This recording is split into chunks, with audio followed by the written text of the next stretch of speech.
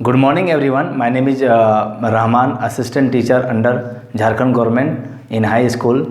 Today I am going to teach you one of the most important topics in English grammar, and it is also called backbone of English grammar.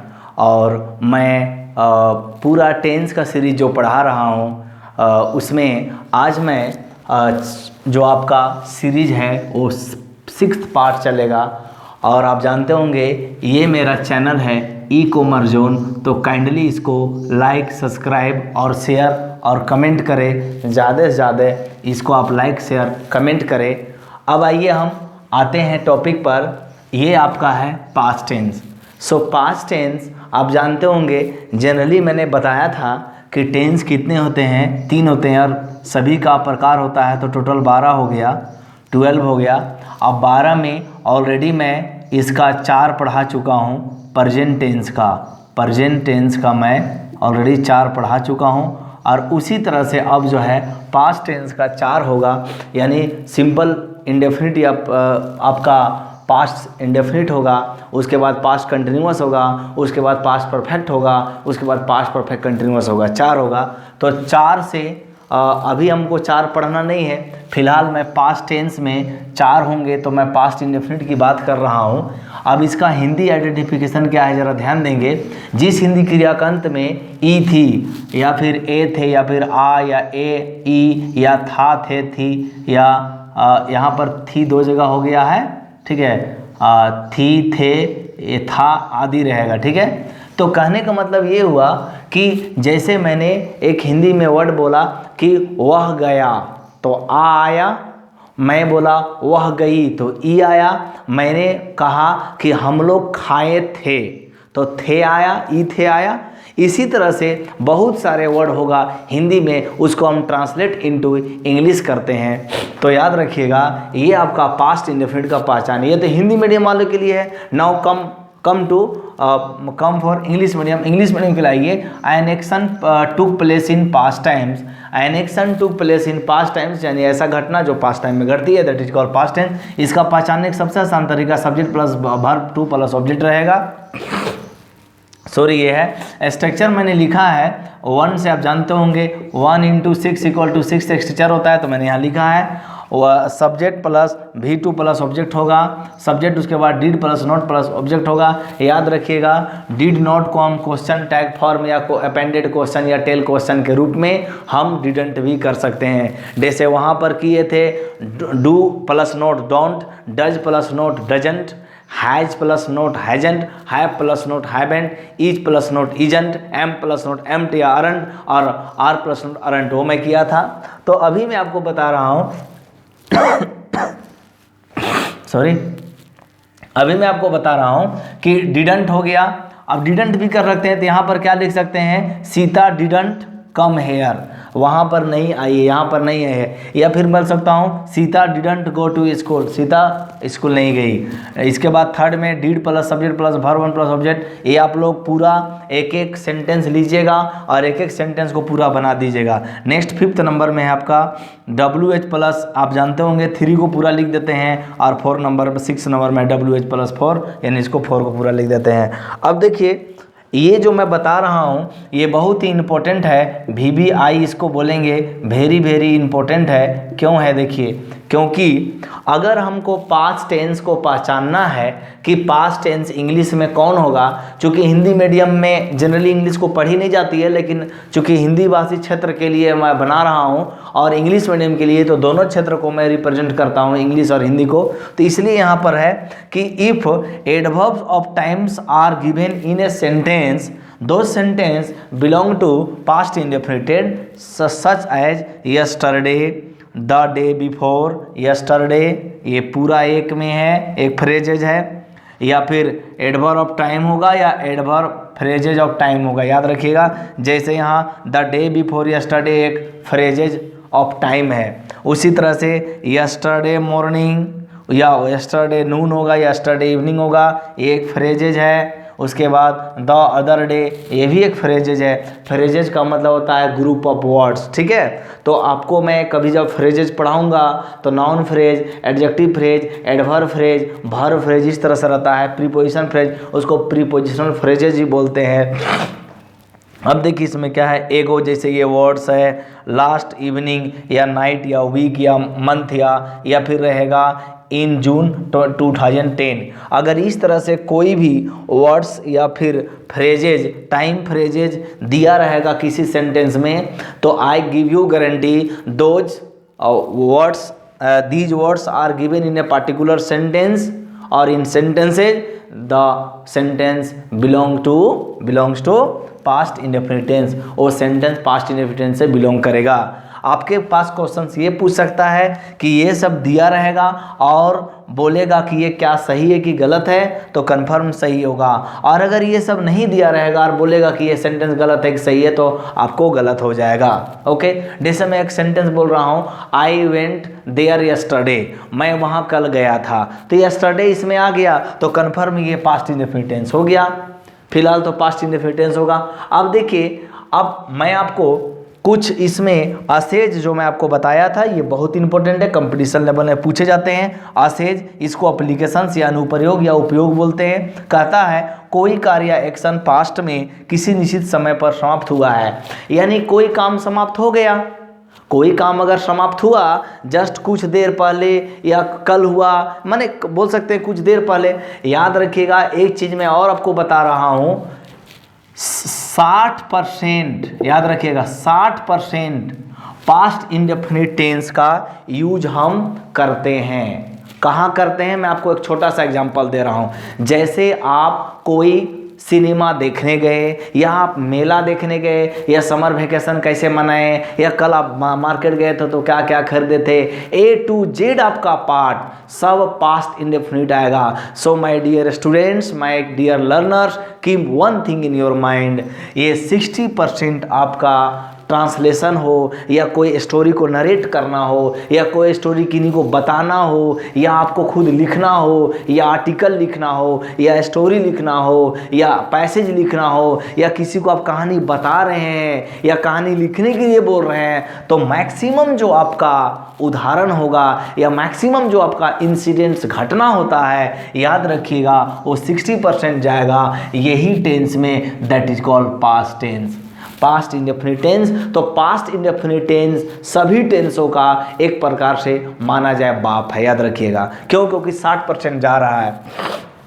इसका सबसे बड़ा reason है, आप भी जब school college में पढ़े होंगे तो कोई भी आपको घटना बोला होगा, कल आपने मैच देखने गया तो क्या क्या हुआ बताइए, तो पास्ट इंडेफिनिट यूज आपको करना है। मान लीजिए मार्केट गए, कोई साग सब्जी खरीदने तो पास्ट इंडेफिनिट यूज करना है। मतलब हर जगह पास्ट इंडेफिनिट, ज़्यादातर जगह में यूज होता है पास्ट इंडेफिनिट, मैं इसलिए बता दे रहा हूँ, ठीक है। तो टेंसों का 12 टेंस है, इसमें सबसे ज़्यादा अगर यूज होता है तो वो यही टेंस है, पास्ट इंडेफिनिट टेंस। ये आप एकदम गांठ बांध के रख लीजिए, क्योंकि आप खुद देखिए ट्रांसलेशन वगैरह करके बना के। इसमें मैं आपको जो असेज या एप्लीकेशन में बताया था, कोई काम अभी समाप्त हो गया, मान लीजिए 1 घंटा 2 घंटा 1 दिन पहले, तो मैं इसको क्या बोलूँगा पास्ट इंडेफिनिट टेंस। जैसे she return from Ranchi last month, देखिए लास्ट मंथ यहाँ एक वर्ड आ गया ऑलरेडी, यहाँ मैंने भी बोला है। ये देखिए last evening, last night, last month, ये मैंने जो आपको कीवर्ड बोला है, इसको हम कीवर्ड भी बोलते हैं, याद रखिएगा। ये कीवर्ड्स है, ओके, ये कीवर्ड्स है। तो ये कीवर्ड्स है और ये कीवर्ड्स आपको यहाँ यूज हो रहा है। लास्ट मंथ हो गया एक सेंटेंस में, यानी कंफर्म क्या हो गया, पास्ट इंडेफिनिट टेंस हो गया। और ये V2 हो गया तब भी पास्ट इंडेफिनिट होगा, तो दोनों शर्त लागू है। His father died a month एगो, याद रखिएगा ए मंथ एगो आ गया ना, तो इसका मतलब हो गया पास्ट इंडेफिनिट टेंस। नेक्स्ट में सीता बॉट, यहाँ पर V2 लग गया, ये भी V2 है, तो पहला तो V2 लग गया तो कन्फर्म है पास्ट इंडेफिनिट होगा। उसके बाद क्या है, लास्ट यहाँ पर ट्यूसडे लास्ट हो गया, तो ये भी क्या हो गया, पास्ट हो गया। अब सेकंड में क्या बोलता है, इसका मैं असेज या यूजेज लिखा हूँ।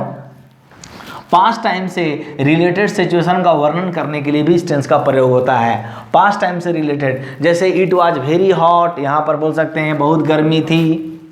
जैसे मान लीजिए आप मीटिंग गए हैं या क्लास गए हैं या फिर कुछ खाने गए हैं या बारात गए हैं या शादी विवाह अटेंड मैरिज सेरेमनी में आप गए हैं, तो वहाँ पर क्या था, उस समय पार्टिकुलर बहुत गर्मी था, तो घर में आप बोलेंगे you know my friend it was very hot yesterday, या it was very hot in the marriage ceremony, marriage ceremony में बहुत गर्मी कल लगी थी ठीक है ना। यहाँ पर बोल सकते हैं या इट वाज 1999 1990 मतलब 1990 का दशक था, इट वाज 2010 या 2010 था, ठीक है ना, याद रखिएगा। लेकिन यहाँ पर जो है इट का कोई वैल्यू नहीं है, इसको हम बोलते हैं क्या, इसको हम इंट्रोडक्टरी इट बोलते हैं। जैसे इट इज़ 4 o'clock बोलते हैं का मतलब 4 बजा है, इट इज़ 5 o'clock का मतलब 5 बजा है, तो इस तरह से इट का कोई वैल्यू नहीं होता, तो यहाँ पर सब्जेक्ट इसी तरह से बनाया जाता है इंट्रोडक्टरी। नाउ नेक्स्ट में सोहन वाज इल, देखिए पास्ट टाइम से रिलेटेड सिचुएशन है, सोहन क्या था, बीमार था। आई वॉज वेरी हैप्पी, मेरा सिचुएशन क्या था, मैं बहुत अच्छा था, मैं बहुत खुश था, तो इस तरह से। नाउ थर्ड में हम लोग आते हैं पास्ट की हैबिट या आदत को बताने के लिए। याद रखिएगा ये भी एक बहुत इंपॉर्टेंट क्वेश्चन, ये भी एक बहुत टर्म है जो आपको मतलब मान के चलिए 70 से 80% अगर कोई भी अगर क्वेश्चन सेट करता है तो ये घटना को दे सकता है, क्योंकि ये सबसे ज़्यादा जो यूजेज होता है ना पास्ट इंडेफिनिट टेंस में सबसे ज़्यादा होता है, इसको यूज हम करते हैं 70 से 80%। कैसे देखिए मैं आपको बता रहा हूँ, ही ऑलवेज एडवाइज्ड मी, वो हमेशा मुझे सलाह दिया करते थे, याद रखिएगा करते थे। आई यूज टू स्मोक, ठीक है मैं स्मोक करता था, और Akshay went home on Saturday. एक मैं आपको कीवर्ड बता देता हूं माय डियर स्टूडेंट्स, देखिए अगर ADVIC एडवाइस और ADVISC एडवाइस, याद रखिएगा ये दो चीज़ अंतर है। अगर किसी भी वर्ड के अंत में सी रहेगा तो ये नाउन होगा, और अगर AC रहेगा तो ये वर्ब होगा। ऐसे आपको हजारों वर्ड मिल जाएंगे, जो आपको सी रहेगा तो नाउन होगा, AC रहेगा तो वर्ब होगा। जैसे प्रोफेसी हो गया तो प्रोफेसी हो गया।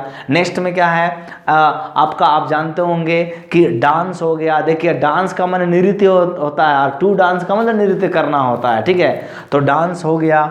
उसी तरह से आप एडवाइस हो गया, एडवाइस हो गया, तो आप बहुत सारा ऐसे वर्ड होगा जो आपको मिल जाएगा। CE माने नाउन होगा और AC माने वर्ब होगा, तो ये आपको याद रखना है, सी जहां भी रहेगा तो नाउन हो जाएगा और AC रहेगा तो वर्ब होगा। ओके नाउ तो यहाँ पर क्या बोलता है कि कोई भी आदत या हैबिट को बताते हैं, तो इसमें Akshay went home on Sundays, Akshay जो है संडेज को होम जाया करते थे। अब देखिए दूसरा में पास्ट की हैबिट को बताने के लिए आपके पास बहुत सारा और भी ऑप्शंस रहेगा, जैसे ऑलवेज रहेगा, ऑलवेज रहेगा, नेवर रहेगा, सेल्डम रहेगा, रेयरली रहेगा, स्कार्सली रहेगा, ऑफेन रहेगा, वंस ए डे रहेगा, या वीक या मंथ या डेली या एवरी डे या एवरी वीक या मंथ या ईयर रहेगा। इस तरह से भी आपको ये याद रखिएगा हैबिट बताने के लिए रहेगा। जैसे मैंने अभी क्या कहा, रेयरली रहेगा, ऑफेन रहेगा, ठीक है, आपका डेली रहेगा, डेली रहेगा, ये मैं आपको बता चुका हूँ, एवरी डे रहेगा। तो इससे क्या पता चलता है, ये हैबिट का पता चलता है, यानी आदत का पता चलता है। तो ये भी सेंटेंस बहुत इंपॉर्टेंट है पास्ट इंडेफिनिट टेंस में। नाउ हम लोग 4th नंबर पर चलते हैं। 4th नंबर क्यों इंपॉर्टेंट है, क्योंकि देखिए क्या होता है, कभी कभी पास्ट के किसी कार्य को जारी रहने का बोध कराने के लिए, ठीक है, यानी कराने के लिए। अब मैं आपको बता देता हूँ, ये वाला आप तो उतार लेंगे, ठीक है, इसको तो मैं लिख दिया हूँ। अब देखिए क्या होता है कि अब इसमें मैं आपको बता रहा हूँ कि कभी कभी पास्ट के किसी कार्य के जारी रहने का बोध कराने के लिए। जैसे देखिए while they danced we sang, जब वे लोग डांस कर रहे थे माने किए थे तो हम लोग गाना गाए। तो याद रखिएगा कभी कभी किसी कार्य के जारी रहने का बोध कराने के लिए, जारी था कहने का मतलब ये हुआ वो कंटिन्यूअस में था। कैसे देखिए, जब वे लोग डांस किए थे तो हम लोग क्या किए थे, गाना गाए थे। तो कन्फर्म है डांस और गाना गाते 1 सेकंड का काम नहीं है, वो लोग कुछ देर तक 10-15 मिनट डांस किए होंगे, तो ये लोग भी 10-15 मिनट गाना गाए होंगे। तो इस तरह से आपका है। नेक्स्ट में है व्हाइल ही प्लेड, आपसे क्वेश्चन पूछ सकता है while they dance we sang, तो यहाँ दे देगा आपका व्हेन दे देगा, व्हाइल दे देगा, व्हेन एवर दे देगा, और दे डांस वी सैंग दे देगा, इसको ये ब्रैकेट कर देगा। तो क्या आंसर आप दीजिएगा, व्हाइल दीजिएगा, क्योंकि व्हाइल इंपॉर्टेंट है, व्हाइल ही होता है। नेक्स्ट में व्हाइल ही प्लेड, जब वो मतलब वह खेल रहा था यानी खेलता था, तो आई रोट ए लेटर, मैं एक चिट्ठी लिखता था। यहाँ भी हुआ कि दो घटना जो है याद रखिएगा, मतलब दो घटनाएं साथ में चल रही थी, जारी था, ठीक है, ऐसी स्थिति में। अब देखिए ये 5th नंबर है, ये तो और इम्पोर्टेंट है, पास्ट टेंस मैंने आपको कहा ना, ये और इम्पोर्टेंट है, ये भी बहुत इम्पोर्टेंट है। This is also called VVI, very very important. कैसे देखिए, अगर किसी सेंटेंस में याद रखिएगा एज इफ या एज दो, एज इफ माने मानो, एज दो माने यद्यपि, ठीक है, आप मान लीजिए इस तरह से, और आई विश माने मैं कामना करता हूँ, ये चाहे, इफ ओनली, ठीक है, केवल, यदि केवल, इट इज टाइम, ये समय है, आदि के बाद अनरियल पास्ट का बोध होता हो, एक ऐसा पास्ट जो अनरियल हो। अनरियल माने क्या, रियल माने सही यानी वास्तविक, और अनरियल माने इमेजिनरी, याद रखिएगा। इसके बाद अगर अनरियल हो तो हम अनरियल पास्ट का बोध होता है, तो हम ऐसी स्थिति में इस टेंस का यूज करते हैं। जैसे देखिए मैंने आपको एक सेंटेंस दिया है, याद रखिएगा, ये 1 2 3 4 5, ये 5 6 टाइप का अगर फ्रेज रहेगा तभी हम पास्ट इंडेफिनिट टेंस का यूज करेंगे, और उसके बाद क्या होना चाहिए, अनरियल पास्ट होना चाहिए। देखिए जिसे मैंने यहाँ पर लिखा है example, he talks as if, वह मुझसे ऐसे बात करता है मानो ही वर माई बॉस। ये बहुत ज़्यादा इंपॉर्टेंट है, इंग्लिश ग्रामर में ये बहुत ज़्यादा पूछी जाती है, आप कहीं भी जाइएगा तो पूछी जाती है क्वेश्चन, चाहे कंपटीशन में भी पूछी जाती है। इस तरह से रहेगा, यहाँ पर दिया रहेगा ही वाज माई बॉस होगा या ही वर माई बॉस होगा, वॉज और वर होता है, वेयर नहीं पढ़ते हैं, वर पढ़ते हैं, ही वर माई बॉस। नेक्स्ट में आई विश, मेरी कामना है, आई वर ए किंग, मैं एक राजा होता, मैंने काश मैं एक राजा होता, इस तरह से है। आप बताइए क्या आज आप एक स्टूडेंट हैं या टीचर हैं तो आप कितनों ही कुछ कर लेंगे, लेकिन इसकी संभावना बहुत कम है कि आप एक राजा बनेंगे, मतलब अनरियल हो ही नहीं सकता है, ठीक है। नाउ नेक्स्ट में क्या है, if only I had enough money, काश मेरे पास जो है बहुत ज़्यादा पैसा होता।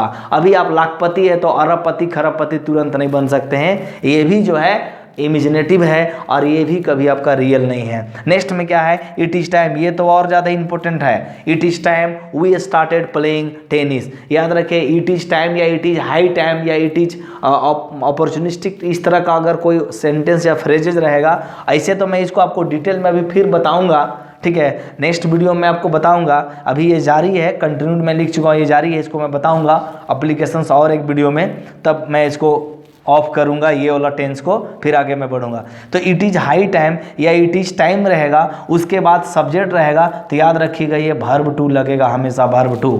It is time we started playing, यह सही समय है, हम लोग को शुरुआत खेल कर देना चाहिए, ठीक है। तो इसका मतलब ये हुआ प्लेइंग टेनिस, इसका मतलब ये हुआ कि आज मैं जितना भी चीज़ बताया हूँ वो ज़्यादा से ज़्यादा इम्पोर्टेंट है। मैं 2-3 किताब से भी रेफरेंस लेता हूँ, ठीक है, और मैं बहुत स्टडी करता हूँ, तब मैं आप लोग के सामने ये वाइट बोर्ड में जो आप देखते हैं इसको मैं लिखता हूँ। ऐसा नहीं है कि मैं कहीं से उठा करके एक्सीडेंटली यहाँ पर रख दूँ, और मैं खुद टॉपिक को समझता हूँ, 10-15 साल से तो मैं पढ़ाया हूँ, ठीक है, और एज ए स्टूडेंट भी रहा हूँ और टीचर भी रहा हूँ, तो मैं तमाम प्रकार का अनुभव को मैं देखता हूँ। तो मैंने भी अपने जीवन में जितने भी एग्जाम्स लिखे और पास भी किए, तो इसमें मैंने देखा कि पास्ट इंडेफिनिट टेंस का बहुत ज़्यादा यूज होता है।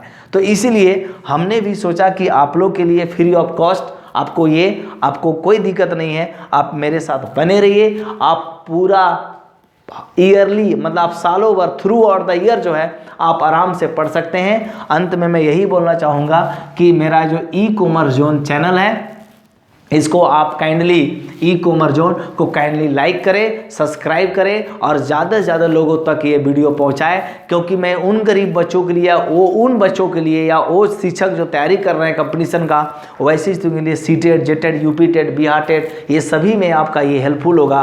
और देखिए आप जितना भी रिवीजन करेंगे उतना फ़ायदा होगा। अंत में मैं बस एक ब्यूटीफुल कोटेंशन बोलना चाहता हूँ, दी woods are lovely dark and deep but I have promises to keep and my mist to go for I sleep and mist go for I sleep. गहन सघन मनमोहन वन तक मुझको आज बुलाते हैं, किंतु वादे मुझे याद आते हैं, किंतु अभी आराम कहाँ बदा, यह मुख निमंत्रण छलना है, अभी तो मुझको मीलों दूर चलना है। मतलब ये हुआ कि अभी आपको बहुत आगे बढ़ना है, सभी को आगे बढ़ना है, हम सब काम करेंगे तो हमारा देश अच्छा होगा। और यही मेरा एक मोटो है, यही मेरा एक विजन है कि मैं देश की सेवा करना चाहता हूँ। इसलिए मैं कभी फीस के लिए नहीं बोला हूँ, और मैं आपसे वादा करता हूँ कि थ्रू आउट द ईयर जब तक मैं जिंदा रहूँगा हर डे मैं इंग्लिश का वीडियो बनाऊँगा, क्योंकि इंग्लिश मेरा पैशन है और ये मेरा प्रोफेशन है, दोनों है। तो इसीलिए मैं सोचा हूँ कि हर हाल में जो इंग्लिश के प्रति अवेयरनेस कम है बच्चों की, बहुत सारे शिक्षकों को भी मैं देखता हूँ और बहुत सारे गार्जियन का, इसको मैं थोड़ा सा बढ़ाना चाहता हूँ कि आप जो है ये आपका रोजी रोटी देगा, रोजगार देगा, कम्युनिकेशन स्किल डेवलप होगा, पर्सनालिटी डेवलप होगा, ये सभी वर्गों के लिए हेल्पफुल है। Thank you very much, have a great day.